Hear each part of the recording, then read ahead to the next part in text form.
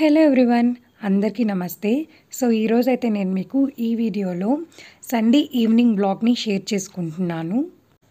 And ఇంకా evening snacks కోసం అయితే స్వీట్ కార్న్ అండ్ గిన్సిగడ్డలు ఈ రెండు కలిపి నేను కుక్కర్లో అయితే పెట్టేశాను. ఒక 4 విజిల్స్ వచ్చేసిన తర్వాత ఇంకా ఆఫ్ చేసేసి వాటర్లో నుంచి బయటకు తీసి అండ్ నిమ్మకాయ అండ్ కొంచెం సాల్ట్, కారం ఈ 3 కలిపి అప్లై చేస్తున్నాను అనమాట స్వీట్ కార్న్కి. అండ్ ఇవి అప్లై చేసే స్వీట్ కార్న్ చాలా టేస్ట్ బాగుంటుంది. అండ్ ఇంకా సండే నైట్ చపాతీకి కాజు కుర్మా అయితే చేస్తున్నాను, అంటే పన్నీర్ కాజు కుర్మాని చేస్తున్నాను. సో దానికి కావాల్సినవన్నీ కూడా రెడీ చేసి పెట్టుకుంటున్నాను. సో ఫస్ట్ అయితే దానికోసం నేను ఆనియన్స్, టమోటా ఇవన్నీ రెడీ చేసి పెట్టుకున్నాను. ఫస్ట్ టమోటాని మనం కొంచెం ముక్కలు చేసేసి, అంటే చిన్న ముక్కలు అవసరం లేదు, కొంచెం ముక్కలుగా చేసేసి అదంతా ఒక మిక్సీలో వేసుకొని పేస్ట్ లాగైతే చేసి పెట్టుకోవాలి. అండ్ ఇప్పుడు నేను అన్నీ కూడా మిక్సీలో వేసేసి ఒక పేస్ట్ లాగా అయితే చేసి పెట్టుకుంటున్నాను. ఆ తర్వాత సేమ్ మిక్సీలో మనం అల్లం వెల్లుల్లి పేస్ట్ వేసుకోవచ్చు. అల్లం అండ్ వెల్లుల్లి ఇవన్నీ కలిపి పేస్ట్ లాగా అయితే వేసేస్తున్నాను. అండ్ ఈ అల్లం వెల్లుల్లి పేస్ట్ మనకి కూరకి ఏ కుర్మాకైనా టేస్ట్ అనేది చాలా బాగుంటుంది. ఇది వేస్తే అప్పటికప్పుడు చేసుకొని వేసుకుంటేనే బాగుంటుంది నాకు. అండ్ ఇంకా తర్వాత పచ్చిమిరపకాయలని కూడా నేను తొడాలన్నీ తీసేసి సన్నగా పొడుగ్గా కట్ చేసుకుంటున్నాను. చిన్న చిన్నవి అవసరం లేదు, సన్నగా పొడుగ్గా కట్ చేసుకుంటే చాలు. అండ్ క్వాంటిటీని బట్టి మనం ఈ వెజిటేబుల్స్ అనేవి తీసుకుంటాము. కారం కూడా అంతే, అంటే పచ్చిమిర్చి కూడా అంతే అన్నమాట, క్వాంటిటీని బట్టి తీసుకోవాలి. అండ్ ఇక్కడ నేను ఆనియన్స్ని కూడా చాప్ అయితే చేసేసుకుంటున్నాను. మనం నలుగురికి చేస్తున్నాము అంటే వీటన్నిటిని కూడా డబల్గా చేసుకోవాలి. సో నేనైతే ఇప్పుడు ఇద్దరికే చేస్తున్నాను. అండ్ ఇంకా నేను ఈ రెసిపీని బటర్తో చేద్దాం అనుకుంటున్నాను. బటర్ ఉంది, సో అందువల్ల బటర్తో చేస్తున్నాను. సో ఒక చిన్న కప్పులో మనకు కావాల్సినంత బటర్ తీసుకొని కొంచెం వేడి చేసుకొని పక్కన పెట్టుకోవాలి. అండ్ పన్నీర్ కూడా 200 గ్రామ్స్ తీసుకున్నాను, కానీ అంతా కూడా నేను యూజ్ చేయలేదు, అందులో హాఫ్ మాత్రమే యూజ్ చేస్తున్నాను. సో ఫస్ట్ అయితే ఇంకా పన్నీర్ని నేను పీసెస్గా కట్ చేసి పెట్టుకుంటున్నాను. ఫస్ట్ నేను మొత్తం యూజ్ చేద్దాం అనుకున్నాను, బట్ ఎందుకో కూరంతా పన్నీరే ఉంటుంది, గ్రేవీ తగ్గిపోతుంది అని చెప్పేసి నేను పన్నీర్ని తక్కువ వేసుకున్నాను. అంటే మరీ తక్కువ వేసుకోలేదు, ఒక హాఫ్ అయితే వేసుకున్నాను. వీటన్నిటిని కూడా ఇంకా చిన్న చిన్న ముక్కలు అయితే చేసుకుంటున్నాను. మరీ పెద్ద ముక్కలు కాదు, మరీ చిన్న ముక్కలు కాదు అన్నట్టుగా కట్ చేసి పెట్టుకుంటున్నాను. అండ్ మనం చేసేది పన్నీర్ అండ్ కాజు కుర్మా కాబట్టి పన్నీర్ ఎంత ఉంటుందో కాజు కూడా అంతే తీసుకుంటున్నాను. అండ్ నేను గ్రేవీ తక్కువ తీసుకుంటున్నాను కాబట్టి ఆనియన్స్ తక్కువ తీసుకున్నాను. గ్రేవీ ఎక్కువ కావాలంటే కొంచెం ఎక్కువ ఆనియన్స్ తీసుకోవచ్చు, కాజు పన్నీర్ తగ్గించుకొని. అండ్ ఇంకా ఇదైతే నాకు మిగిలింది, అండ్ ఎక్స్పైరీ డేట్ ఉంది కాబట్టి తర్వాత అయినా యూజ్ చేసుకోవచ్చు. అండ్ ఇంకా కాజు కూడా వీటిలో కొన్ని అయితే తీసుకుంటున్నాను. అండ్ ఇంకా ఫైనల్గా మనకి బటర్ అండ్ కొత్తిమీర అండ్ ఈ వెజిటేబుల్స్ అన్నీ కూడా కట్ చేసి పెట్టుకున్నాను. అండ్ ఇంకా పన్నీర్ కూడా కట్ చేసి పెట్టుకున్నాను. మొత్తం రెడీ అయిపోయాయి. ఇంక ఇప్పుడు రెసిపీని స్టార్ట్ చేసేద్దాము. సో ఫస్ట్ అయితే బాండీ పెట్టేసి దాంట్లో కొంచెం బటర్ అయితే వేసుకొని ఫస్ట్ పన్నీర్ని లో ఫ్లేమ్లో పెట్టుకొని వేయించుకోవాలి. ఎక్కువ కలపకూడదు, కలిపితే ఏంటంటే అది పొడి పొడిగా అయిపోతుంది, బాగుండదు. సో ఒక 1-2 టైమ్స్ ఊరికే అలా కలిపినట్టుగా అనేసి తర్వాత బ్రౌనిష్కి వచ్చినాక తీసేయాలి.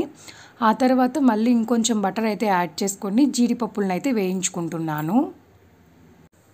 జీడిపప్పుల్ని కూడా కొంచెం లో ఫ్లేమ్లో వేయించుకొని పెట్టుకోవాలి. ఆల్రెడీ ఇప్పుడే పన్నీర్ హీట్ చేశాను కాబట్టి కొంచెం పెనం వేడిగానే ఉంటుంది. సో ఇంకా లో ఫ్లేమ్లో ఫాస్ట్గా మనం వేగించేసుకోవచ్చు. ఈ జీడిపప్పుని మనం వేయించుకోకుండా కుర్మాలో అలానే వేసాము అంటే టేస్ట్ అంతగా బాగోదు. అండ్ ఇంకా పన్నీరు, జీడిపప్పు ఇవన్నీ రోస్ట్ చేసుకున్న తర్వాత కొంచెం బటర్ వేసుకొని అందులో బిర్యానీ ఆకు, లవంగాలు, దాల్చిన చెక్క ఇవైతే వేసుకొని కొంచెం రోస్ట్ అయితే చేసేస్తున్నాను. అవి కొంచెం రోస్ట్ అయిన తర్వాత ఆనియన్స్ అన్నీ కూడా వేసుకుంటున్నాను. అండ్ తర్వాత పచ్చిమిర్చి కూడా వేసుకున్నాను. ఇవన్నీ కొంచెం బాగా కలిపినట్టుగా రోస్ట్ అయిపోయిన తర్వాత టమోటా ప్యూరీ అండ్ అల్లం వెల్లుల్లి పేస్ట్ ఇవన్నీ కూడా వేసుకొని కొంచెం రోస్ట్ అయ్యే వరకు, అంటే పచ్చివాసన పోయే వరకు మనం బాగా కలుపుకుంటూ ఉండాలి. అండ్ ఇంకా కొంచెం ring light loose connection problem వచ్చి రింగ్ లైట్ అనేది లైట్ ఆగిపోయింది. సో అందువల్ల నేను లైట్ లేకుండానే చేస్తున్నాను. అండ్ ఇంకా దాంట్లో కొంచెం సాల్ట్, కారం అండ్ మసాలా పౌడర్ ఇవన్నీ కూడా వేసేయాలి. ఈ ఉప్పు, కారం, మసాలా ఇదంతా కూడా మీకు రుచికి తగినంతగా తీసుకోండి. పసుపు కూడా వేసుకోవాలి, కొంచెం కలర్ బాగుంటుంది కుర్మాకి. అండ్ ఇంకా లాస్ట్లో కాజు అండ్ మనం పన్నీర్ ఇవన్నీ రోస్ట్ చేసి పెట్టుకున్నాం కదా, అవన్నీ కూడా బాగా మిక్స్ చేసేసుకోవాలి. అండ్ నేను గ్రేవీ తక్కువ కావాలి అని చెప్పి ఆనియన్స్ అవన్నీ తక్కువ వేసుకున్నాను.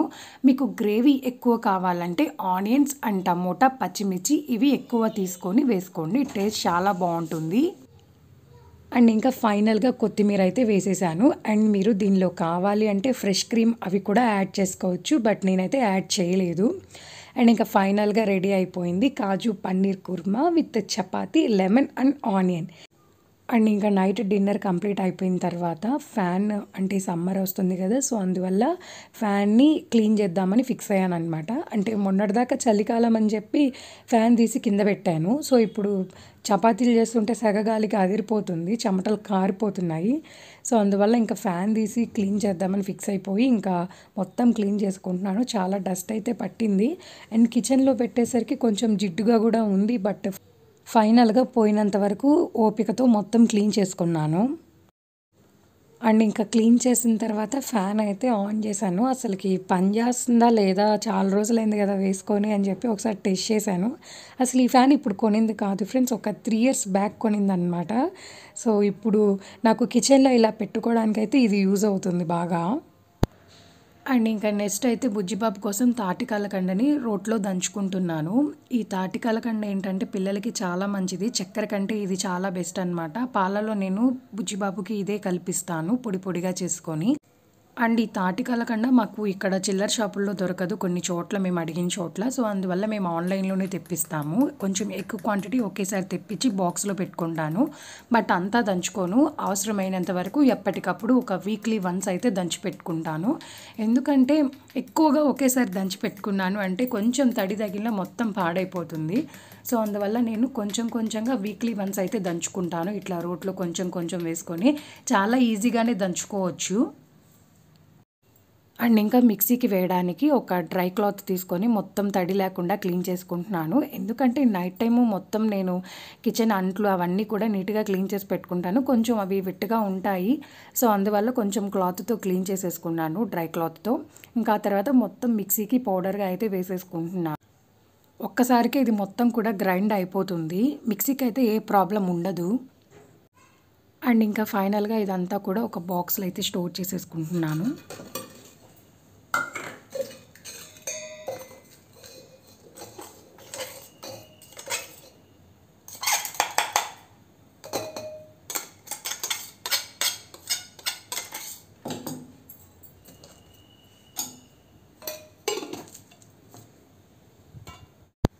అండ్ ఇంకా చపాతీ పీట క్లీన్ చేసి ఒక 2 weeks అయితే అయ్యింది. అంటే వాటర్తో క్లీన్ చేస్తున్నాను కానీ నిమ్మకాయ అండ్ సాల్ట్ వేసి క్లీన్ చేయలేదు. సో అందువల్ల కొంచెం సాల్ట్ అండ్ లెమన్ అయితే వేసేసి మొత్తం క్లీన్ చేసుకుంటున్నాను. ఇలా క్లీన్ చేయడం వల్ల ఏంటంటే బ్యాక్టీరియా ఏం ఫామ్ అవ్వకుండా ఉంటాయి. సో అందువల్ల క్లీన్ చేసేసుకుంటున్నాను. Front side and back side మొత్తం కూడా క్లీన్ చేసేసుకుంటున్నాను. ఇలా క్లీన్ చేసిన తర్వాత ఇది మనం కొంచెం ఎండలో పెట్టాము అంటే మార్నింగ్ కల్లా మొత్తం డ్రై అయిపోతుంది. అంటే మాకు కొంచెం వాషింగ్ ఏరియాలో మనకి కొంచెం ఎండ అయితే వస్తుంది. సో అందువల్ల నేను దాని మీద అయితే పెట్టేస్తాను. అండ్ ఇంకా ఇలా మొత్తం క్లీన్ చేసిన తర్వాత వాటర్తో ఒకసారి వాష్ చేసేసుకోవడమే. అండ్ ఇంకా చపాతీ కర్రను కూడా నీట్గా అలానే క్లీన్ చేసేసుకున్నాను. అండ్ క్యాస్ట్ ఐరన్ బాండీలకి ఎప్పుడు ఆయిల్ అప్లై చేస్తూ ఉండాలన్న విషయం మనకు అందరికీ తెలిసిందే. సో ఇంకా నేను కర్రీ చేసిన తర్వాత నీట్గా క్లీన్ చేసి ఆ తర్వాత మళ్ళీ కొంచెం ఆయిల్ వేసుకొని సీజనింగ్ అయితే చేస్తున్నాను. పెనం మీద మనం క్లీన్ చేసినాక వాటర్ అయితే కొంచెం అలానే ఉండిపోయింది. సో అందువల్ల నేను ఒక క్లాత్ తీసుకొని మొత్తం క్లీన్ చేసేసి ఆ తర్వాత కొంచెం ఆయిల్ వేసి మొత్తానికి అప్లై చేసేసాను. ఈ క్యాస్ట్ ఐరన్ బాండీలు కానీ పెనం కానీ ఏవైనా కానీ మనకి కుకింగ్ అనేది చాలా ఫాస్ట్గా అయిపోతుంది అండ్ హెల్త్కి చాలా మంచిది. ఈ నాన్ స్టిక్, అల్యూమినియం వీటికంటే క్యాస్ట్ ఐరన్ చాలా మంచిది అండ్ కుకింగ్ కూడా చాలా ఫాస్ట్గా అయిపోతుంది, గ్యాస్ కూడా సేవ్ అవుతుంది. అండ్ క్యాస్ట్ ఐరన్ ఏంటంటే కొంచెం మెయింటెనెన్స్ ఎక్కువ, బట్ ఫాస్ట్గా అయిపోతుంది అనమాట కుకింగ్.